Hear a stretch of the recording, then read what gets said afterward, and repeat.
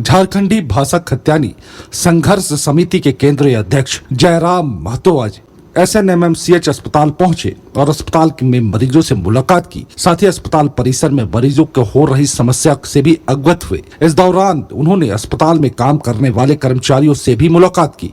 दरअसल बीते दिनों अस्पताल में चिकित्सा की सुविधा और आउटसोर्सिंग पर काम कर रहे लोगों ने जयराम से लचर व्यवस्था की शिकायत की थी।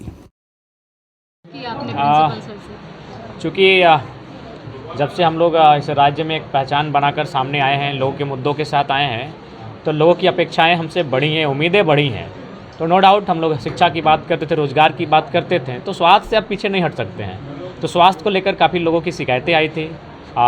हमें लगा कि एक बार हमें खुद लोगों की बातों को सुनकर वहाँ इन्वेस्टिगेट करना चाहिए। तो बाकायदा हम लोग आज यहाँ पर आए हुए थे और काफ़ी चीज़ें देखने को मिली जो शायद एक स्वास्थ्य के अस्पताल में इन सब चीज़ों को नहीं देखना चाहिए था। सबसे पहली बात पानी की व्यवस्था नहीं, शौचालय में की ठीक से व्यवस्था नहीं है। उसके बाद दवाइयों के लिए देखें कहीं ना कहीं बाहर से मेडिकल शॉप से खरीदना पड़ता है, जबकि लोग यहाँ एक उम्मीद के साथ आते हैं कि जब यहाँ हम लोग जाएंगे तो फ्री में इलाज होगा और गरीब गुरबे लोग यहाँ आते हैं। नो डाउट ये अस्पताल शहीद निर्मल महतो अस्पताल कॉलेज जो है ये कहीं ना कहीं गरीबों के लिए संजीवनी बूटी का कार्य कर रहा है, नो डाउट। लेकिन इसके बाद भी अगर सरकार जिस प्रकार से अनदेखी कर रही है और जिस प्रकार से समस्याएं सामने आ रही हैं, तो इससे ये प्रतीत हो रहा है अगर इस अस्पताल की स्थिति को अगर सुदृढ़ किया जाए तो बहुत सारे लोगों को राहत मिलेगा। राहत ही नहीं मिलेगा, जान बचाई जाएंगी।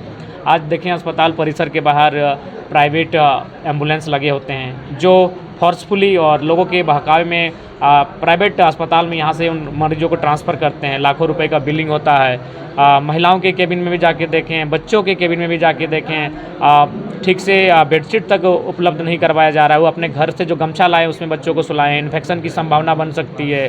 तो ये व्यवस्था एक अस्पताल में कतई नहीं उचित होना चाहिए। और सबसे बड़ा दुर्भाग्य का बात है कि माननीय स्वास्थ्य मंत्री जब यहाँ आते हैं तो पता नहीं स्वास्थ्य मंत्री वो हैं कि कोयला मंत्री, हमें आज तक समझ में नहीं आया। वो जब भी आते हैं उद्योगियों के साथ बैठते हैं, उद्यमियों के साथ बैठते हैं, धनबाद में बैठते हैं, चाय कॉफ़ी पीते हैं और वहीं से रिटर्न चले आते हैं। दुर्भाग्य कि स्वास्थ्य मंत्री इस राज्य के तीसरे नंबर पर अस्पताल है। इनका अगर बात कही जाए तो ये तीसरे नंबर का अस्पताल है, एक नामचीन अस्पताल है जहाँ लाखों मरीजों की उम्मीद टिकी है, उनका हौफ टिका है और वहाँ तक वो तशरीफ नहीं दे पाते हैं, कदम नहीं रख पाते हैं माननीय स्वास्थ्य मंत्री। ये दुर्भाग्य विषय है। तो कहीं ना कहीं स्वास्थ्य मंत्री और उसमें उनको क्या कहेंगे, उनकी उपलब्धि क्या है, उनकी योग्यता क्या है, उनका पात्रता क्या है, ये सबको मालूम है। उसी के कारण आज हमें ये चीज़ देखने को मिल रहा है, आज हमें ये दिन देखने को मिल रहा है।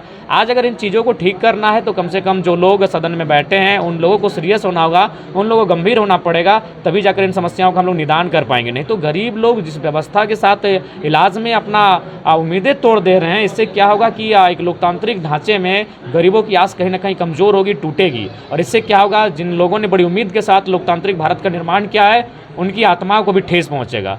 आज बहुत विकट परिस्थिति में हम देखें।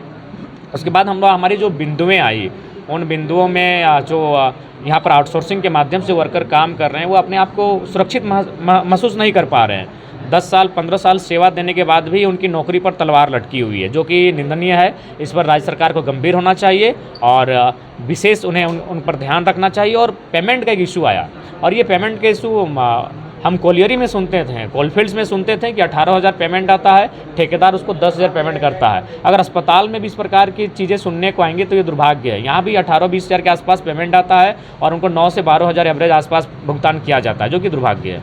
तो स्थिति जो भी यहाँ पे देखिए कि बिगड़ी हुई है, तो क्या आश्वासन मिला कि कैसे? देखिए हम लोग प्रिंसिपल से मिले, उनकी ओर से एक सकारात्मक आश्वासन मिला है, लेकिन हम लोग आश्वासन पे नहीं काम पर फोकस करना चाहेंगे। और हम लोगों ने ये भी कहा कि ये कोई हम लोग राजनीतिक उद्देश्य से नहीं आए हैं, मानवता के उद्देश्य से आए हैं। लोगों की शिकायतें हम तक लगातार आ रहे थे और हमने ये भी कहा कि अस्पताल चूँकि एक गंभीर विषय होता है, यहाँ लोगों के उम्मीदें टिकी होती है, उनका स्वास्थ्य टिका होता है, तो इसलिए हमने कहा कि लगातार हम लोग का विजिट बना रहेगा और प्रिंसिपल रहें या फिर उनके जो अन्य पदाधिकारी उनसे लगातार हमारी मुलाकात होती रहेगी और इन विषय पर बातचीत लगातार बनी रहेगी। जो वार्ता के दौरान हम लोग वहाँ पे मौजूद थे, आपने जितनी बिंदुएं वहाँ पे रखा यहाँ के जो पदाधिकारी हैं, चाहे प्रोफेसर या प्रभारी अध्यक्ष है, उन्होंने सारी गलतियों को सरकार पर थोपने का कोशिश दिखाया अंदर में। इसमें आपका क्या कुछ रणनीति जी, है? मैंने भी वही कहा कि अगर टाटा जमशेदपुर में अगर टाटा का यूनिट है, जमाटो में यूनिट है, तो डायरेक्ट रतन टाटा उसको नहीं देखते हैं। वो किसी को उतनी ताकत सौंप के रखे हैं जो वहाँ के